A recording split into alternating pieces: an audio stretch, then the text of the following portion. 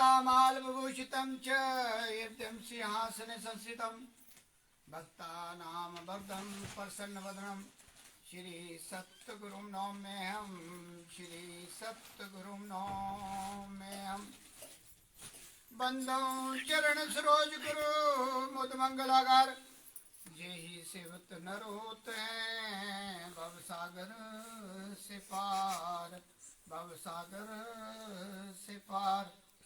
गुरु जी के सिमरण मात्र से नाशत विघ्न अनंत ताते सर्वारंभ में ध्यावत है सब संत ध्यावत है सब संत। जेहि खोजत ब्रह्मा थके जेहि खोजत ब्रह्मा थके सुनर मुनि और देवा कहत कबीर सुन साधवा कर सतगुरु की सेवा कर सतगुरु की सेवा। ब्रह्मानंदम परम सुखदम केवलम ज्ञान मूर्ति द्वंद्वातीतम गगन सदृशम तत्त्वमस्यादिलक्ष्यम् एकम नित्यम विमलमचलम सर्वसाक्षिभूतम भावातीतम त्रिगुणरहितम सद्गुरुं तं नमामि सद्गुरुं तं नमामि। सब धरती कागज करो लेखनी सब बन राय सात समुद्र मसी करो गुरु गुण लिखा न जाए गुरु गुण लिखा न जाए। गुरुर्ब्रह्मा गुरुर्विष्णु गुरुर्देवो महेश्वरा गुरुर साक्षात् परब्रह्म तस्मै श्री गुरुवे नमः तस्मै श्री गुरुवे नमः। तुमेव माता च पिता तुमेव बन्धु च सखा तुमेव विद्या द्रविणं तुमेव सर्वं मम देव देव तुमेव सर्वं मम देव देव। बोलो जयकारा मेरे शिव महाराज की जय। जगत बंदनिया प्रातः सबनिया अद्वैत मत के संस्थापक दादा गुरु श्री परमहंस दयाल जी महाराज जी के चरणों में साष्टांग दंडवत कोटि कोटि प्रणाम। नंगली निवासी गढ़गढ़ वासी सदगुरु भगवान जी के चरणों में साष्टांग दंडवत कोटि कोटि प्रणाम। अम्बाला वाले सदगुरु महाराज जी के चरणों में साष्टांग दंडवत कोटि कोटि प्रणाम। हमारे सपरू से आए महात्मा जी के चरणों में कोटि कोटि प्रणाम। और जितने भी महात्मा लोग यहाँ आए हुए हैं सभी के चरणों में प्रणाम। और आज के इस सत्संग रूपी प्रयाग में जो सभी जीवात्माओं को आज गुरु महाराज जी की चरण चरण मिली हैं उन फैमिली को और जो भी जितने कार्य करता है सभी को बहुत बहुत बधाई और गुरु महाराज जी कृपा बनाए रखें। इसी तरह आप इन घड़ियों का जो बहुमूल्य घड़ियाँ होती हैं प्रीशियस टाइम जिसको बोलते हैं उसका पूरा पूरा लाभ किसी बहाने से बनता है तो इसमें पात्रता जरूरी होती है। तो इस फैमिली का काफ़ी योगदान रहता है और गुरु महाराज जी की कृपा बनी रहे इसी तरह। और जितने भी जहाँ जहाँ से संगत आई है सभी के चरणों में मेरा प्रणाम और प्यार भरा जय सच्चिदानंद जी। अभी आप श्रवण कर रहे थे नाम, ये नाम क्या है? बार बार इसी चीज का जिक्र होता है कि हम सारे जितने भी जीव हैं सत्य तम और रज ब्रह्मा विष्णु शिव 33 करोड़ देवी देवता तीर्थ स्थान बोलते तीन जगह में एक जल पोथी और विद्वता मतलब पढ़ाई इनमें हम खोए रहते हैं। मैक्सिमम हमारा जो है ध्यान कहाँ डाइवर्ट होता है क्योंकि काल ने ऐसा एक संविधान बनाया हुआ है कि वो कहता है कि जहाँ मर्जी जाओ केवल 2 जगह में नहीं जाना, एक सत्संग और एक गुरु महाराज जी की चरण शरण। बाकी आप जहाँ भी जाना चाहें वहाँ खुली छूट है, जैसे बिना किसी टैक्स के आप जा सकते हैं। और होता क्या है कि हम अपने आप को सेटिस्फाइड करते हैं। जैसे मान लो हम 4 धाम करके आए, मैं देखता रहता हूँ कि लोग बोलते हैं कि हम तो 4 धाम करके आए, तो मैं पूछता हूँ कि क्या पाया, कोई जवाब नहीं होता। जवाब कहाँ से होगा, क्योंकि मन के विकार तो खत्म नहीं हुए। बोलते तो हम बहुत कुछ हैं, लेकिन करते कहाँ है, उस चीज को कहाँ अमल में लाते हैं। आज की डेट में पात्रता के अनुसार जो चीजें मिलनी चाहिए वो नहीं मिल रही है। दान कुपात्रों को हो रहा है। बहुत सी जगह में ऐसा देखा गया है कि जो बिना जिसकी कोई पात्रता नहीं है उसको बहुत सी पदवियां दी जाती हैं। चाहे वो आध्यात्मिक में ले लो, चाहे आप दूसरे में ले लो। बहुत सी जगह ऐसा देखा है कि कुपात्र को आगे किया जाता है। वो अपना भला नहीं कर सकता तो दूसरे का कैसे करेगा। जब तक हमारे पास पात्रता नहीं होगी तब तक हम आगे बढ़ ही नहीं सकते, चाहे घर में हो, चाहे बाहर हो, चाहे अध्यात्म में हो। तो इसी पे एक छोटा सा प्रसंग मैं आपको देना चाहता हूं कि कुपात्र को अगर हम ज्यादा शक्तियां दे देते हैं तो उसका प्रभाव क्या होता है। एक बार क्या हुआ कि एक राक्षस हुआ भस्मासुर। उसने ब्रह्मा जी की बहुत तपस्या की, क्योंकि ये जो राक्षस लोग होते थे ये बहुत तपस्या करते हैं और फिर मन चाहा वरदान पाते थे जो इनके दिल में आता था।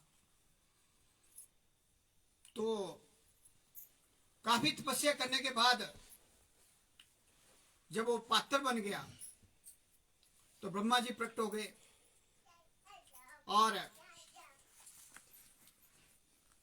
भस्मासुर से कहा कि आपने बहुत तपस्या की है और मैं आपकी तपस्या से बहुत प्रसन्न हूं। आप अपना मनचाहा वरदान मान सकते हैं। तो भस्मासुर ने वरदान मांगा कि जिसके सिर पे मैं हाथ रख दूं वो भस्म हो जाए। वो कोई भी हो, चाहे संसार में, चाहे देवी देवता, चाहे कोई प्राणी, जिसके सिर पे मैं हाथ रखूं वो भस्म हो जाए। तो ब्रह्मा जी अपना वरदान देके तथास्तु कह के चल दिए। अब जो राक्षस होते हैं इनकी दृष्टि कुदृष्टि रहती है। उसकी जो दृष्टि थी वो पार्वती पर थी। जब से उसने पार्वती को देखा था तो उसको पाने की उसकी चाह थी कि मैं पार्वती से स्वयंवर करूं। तो हुआ क्या कि कैलाश पर्वत पे चला गया। वरदान तो उसको मिला हुआ ही था और भोले शंकर के पीछे चल दिया। भोले शंकर को पता था कि अगर कहीं इसका हाथ पड़ गया तो मेरा भी काम हो जाएगा। भोले शंकर आगे, पीछे भस्मासुर। चलते चलते काफी आगे निकल गए, वो अपनी जान बचाए हुए। और एक गुफा ही आगे भोले शंकर जी गुफा में शरण ली। इस सारे नजारे को विष्णु भगवान देख रहे थे, क्योंकि वो आराध्य थे उनके। अगर आप शास्त्र पढ़ते होगे तो विष्णु भगवान भोले शंकर के आराध्य थे। अब जो आराध्य होता है, जैसे आपके गुरु महाराज जी आराध्य हैं, अगर आप समझते होंगे तो, अगर आप चारों दिशा में होंगे तो फिर तो कोई आराध्य नहीं होता, ना देवी ना देवता ना गुरु महाराज जी। एक साधे सब साधे, सब साधे सब जाए। अभी मैं जिक्र कर रहा था कि हम कहाँ कहाँ फंसे हुए हैं। जल, मूर्ति और किताबें। कुछ स्नान करके, कुछ घूम करके प्रसन्न हो जाते हैं, अपने आप को सेटिस्फाइड करते हैं कि हमने बहुत पुण्य कर लिए। कोई तीर्थों में जाके अपने आप को सेटिस्फाइड कर लेता है कि मैंने बहुत पुण्य कर लिए। कोई पोथियां पढ़ के सेटिस्फाइड होता है कि मैंने इतनी विद्वता प्राप्त कर ली कि मेरे बराबर संसार में कोई नहीं है। बहुत से प्रसंग पीछे आए हैं कबीर जी के समय में। और जब वो 9 ऊंट किताबों के लेके आए और जब उन्होंने एक छोटी सी युक्ति में अपने आप को धरती से ऊपर उठाया तो उसके पास उसका कोई तोड़ नहीं था 9 ऊँट वाले को। और बाद में जब उसको पता लगा कि हमारी पोथियां कुछ नहीं करती, गुरु और संत शरण में जाके ही हमें असली ज्ञान मिलता है, नहीं तो हम अज्ञानी हैं। किताबों पढ़ने से ज्ञान नहीं होगा। जैसे आप एक किताब ले लेते हैं, मान लो कि जैसे हम रसोई घर की बात करते हैं, किताब ले ली हमने कि रोटी कैसे बनाई जाती है। उसमें लिखा हुआ है कि रोटी बनाने की विधि क्या है, पहले क्या करना है, आटा होना चाहिए, पानी होना चाहिए, फिर वो चकला बेलना होना चाहिए, तवा होना चाहिए, गैस होनी चाहिए, बहुत कुछ है। फिर आपको वो भी होना चाहिए कि फुल्का हमने कैसे बदलना है, सब विधि बताई होगी। अब हम क्या करते हैं, पढ़ तो लेते हैं, लेकिन प्रैक्टिकल जब तक हमने नहीं किया किसी भी चीज़ का, तो आपको रोटी बनानी नहीं आएगी। और इसी तरह अगर हम राम राम राधे राधे करते पूरा जीवन हम खत्म कर देंगे, हम बड़े अपने को सेटिस्फाइड करेंगे, लेकिन जब यम के दूत आएंगे बर्छे लेकर, तब हम पछताएंगे कि ओहो, मैंने अपना जीवन किस लिए मैं आया था। जो 4 प्रश्न है कि मैं कौन हूँ, मैं कहाँ से आया हूँ, मुझे कहाँ जाना है, और मेरा मकसद इस संसार में आने का क्या था, उस समय याद आता है। और ऊपर से फिर चिबोड़ और नीचे पिचकारियां, फिर भी पछताता है। क्योंकि जब वो सामने आते हैं ना, वो चारों तरफ से घेरते हैं, और उनके जो वो होते हैं जो त्रिशूल, वो आगे से बिल्कुल लाल होते हैं, आग जली होती है उनमें। और जब वो अपनी जीभा पे बैठ जाते हैं, जब आपकी जीभा को पकड़ लेते हैं, फिर याद आता है ओहो, कोई फलाने महात्मा हमारे को समझाया करते थे कि नाम जपो और अपनी तैयारी करो, जीने की कला, मरने की तैयारी सीखो। लेकिन हम क्या करते हैं कि हम वही 2 के 4, 4 के 8 और तोतु पोतु को तो, या फिर गाय पशु, इसी में अपना जीवन खत्म करके, समझाने के बाद भी हम ना समझ बने होते। तो इसलिए जो सत्संग मिलता है, ये जो घड़ियां मिलती हैं, ये सावधान करने के लिए होती हैं। महापुरुष लोग चेताते हैं, समझाते हैं, सावधान करते हैं कि हे जीव, कि एक दिन जाना है, वो घड़ी का कोई पता नहीं है। जो सांस, गुरु नानक देव जी कहते हैं, जो सांस आपने ले ली वो आपकी है, अगली सांस का आपको भरोसा नहीं है। और ऐसा हमने देखा है, प्रैक्टिकल में देखा है। मेरे साथ तो कईयों ने नज़ारे देखे हुए हैं कि कोई पता नहीं कि 1 सेकंड में क्या हो जाए। लेकिन हम क्या बैठते हैं कि नहीं, हमने 80 साल जीना है, 105 साल जीना है। कोई हाथ दिखा के बताता है कि 115 साल जीना है, और हम उसी चक्कर व्यू में फंस के कुछ नहीं कर पाते। 60 के बाद तो वैसे ही हड्डियाँ जवाब देने शुरू कर देती हैं। फिर तो अगर आप उसमें बैठेंगे ना, आप जपने नहीं, पूरी तरह नहीं बैठ पाएंगे।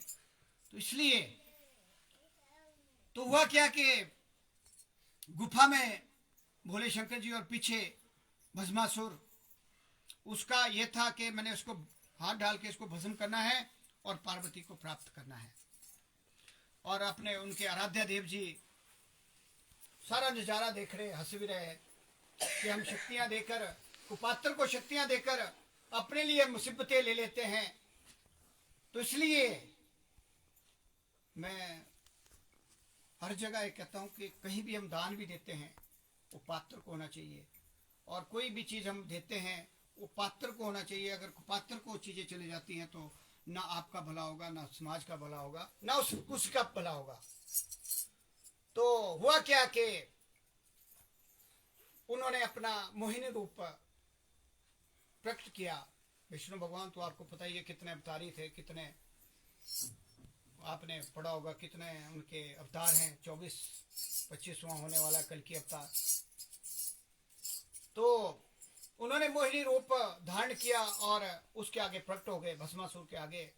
और वहाँ अपनी कलाओं से उसको, उसने बोला कि क्या करेगा इस जटाधारी बाबे का। कहते तू मेरे साथ आ कि मैं अपनी इच्छा से आपके साथ शादी करने को तैयार हूँ, इस बाबे को छोड़ दो। कहते तो उन्होंने, वो बोलता है उसके, अब राक्षस तो राक्षस ही होता है, जितनी की बुद्धि होती है, मोटी बुद्धि होती है, खोते वाली।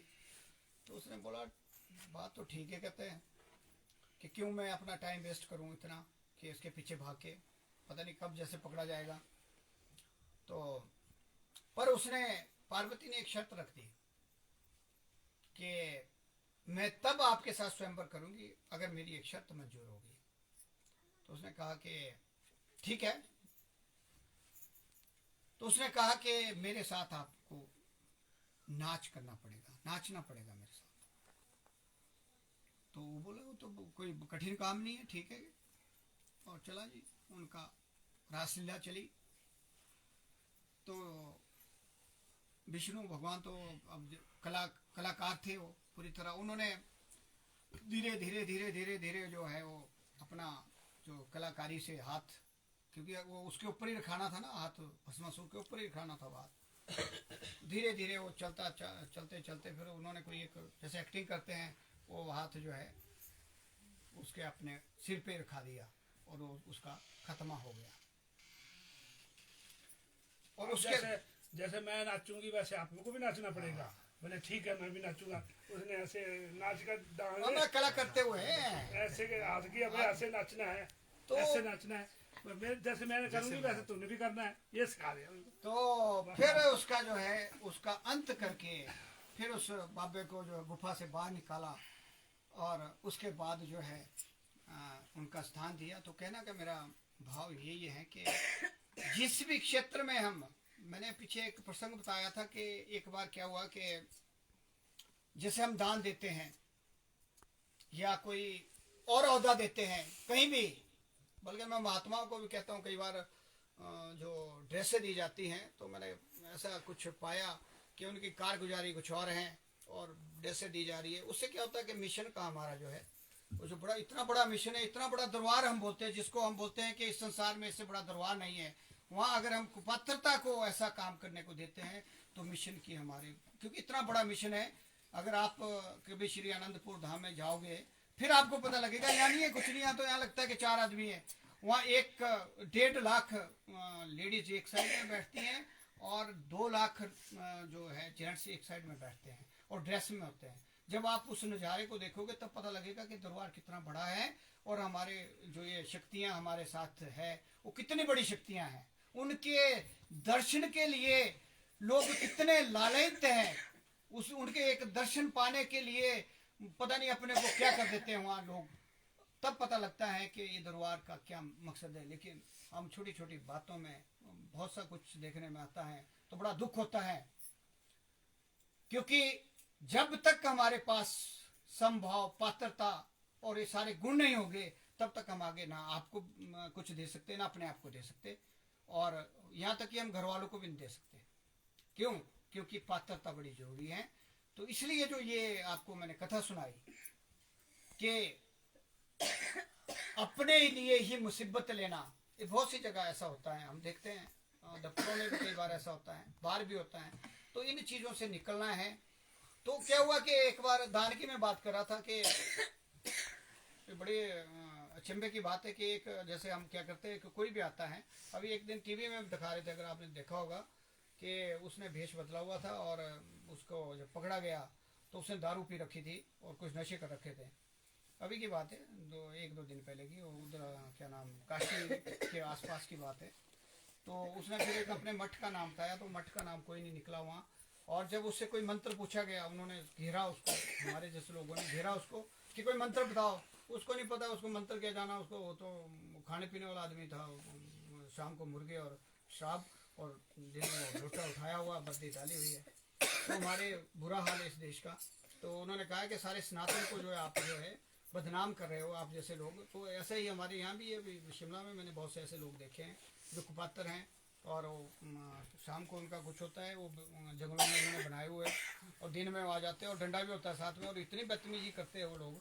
हमारे क्या है, लोग भोले वाले वो उनको मुंह लगा रखते हैं और बहुत बुरा हाल है। तो कुपात्र को दान हुआ क्या कि एक बार ऐसा ही हुआ कि ऐसे ही चला गया बाबा बन के आप जैसे लोगों के पास। उन्होंने क्या किया, उसको 100 रुपया दे दिया।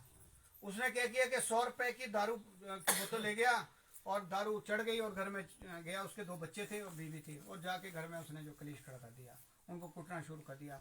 उससे क्या हुआ कि जब इतनी ज़्यादा वो त्रासदी होगी तो उन्होंने जो है वो जो उसकी बीवी थी और 2 बच्चों ने जो है वो छलांग लगा के अपनी जान दे दी, तीनों ने, मतलब उससे बचने के लिए जो उसने कुकर्म किया।